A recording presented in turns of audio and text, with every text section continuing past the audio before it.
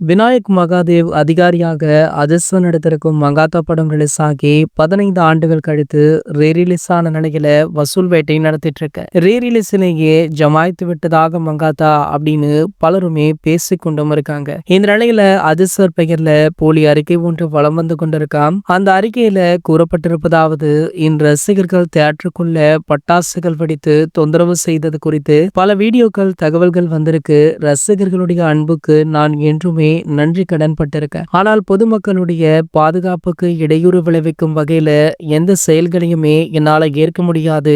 ரீரிலீஸிற்கு பல ஸ்கிரீன்கள் ஒதுக்கப்பட்டதால பல சிறு பட்ஜெட் மற்றும் புது படங்களுக்கு ஸ்கிரீன்கள் கிடைக்காமல் மோசமாக பாதிக்கப்பட்டதை கேள்விப்பட்டேன். இதனால இந்த படங்கள்ல வசூல் பாதிக்கப்பட்டிருக்காம். வாழ்வாதாரத்திற்காக தியேட்டர்களை நம்பி இருக்கும் சக தயாரிப்பாளர்கள், இயக்குனர்களுக்கு இப்படி நடந்திருக்கிறது நியாயமே கிடையாது அப்படின்னு நம்ம அதிர்ஷ்டர் பெயர்ல இப்படி ஒரு போலி அறிக்கை ஒன்று வந்திருக்கு அப்படின்னா அதனை யார் ஆட்கள் வெளியிட்டிருப்பாங்க அப்படின்றது தெளிவாகவே தெரியுது அப்படின்னு ஒரு சில இணையவாசிகளுமே பேசிட்டு இருக்காங்க. துபாயில நடக்கவிருக்கும் கார் பந்தயத்துல பங்கேற்று பயிற்சி பெற்று வரும் ஏகே அவர்கள் பெயர்ல போலி அறிக்கை சுற்றி கொண்டிருப்பது அவருக்கு தெரியுமா அப்படின்னு ரசிகர்களுமே கேள்விகளை எழுப்பிட்டிருக்காங்க. ஏகே அவர்களுடைய பெயர்ல போலி கடிதம் ஒன்று வைரலாவத சுரேஷ் சந்திரா அவர்களுமே உறுதி பண்ணிருக்காரு. இது போன்ற செய்திகளை பத்தி நீங்க உடனே தெரிஞ்சுக்க நம்மளுடைய சேனலை மறக்காம சப்ஸ்கிரைப் பண்ணிக்கோங்க.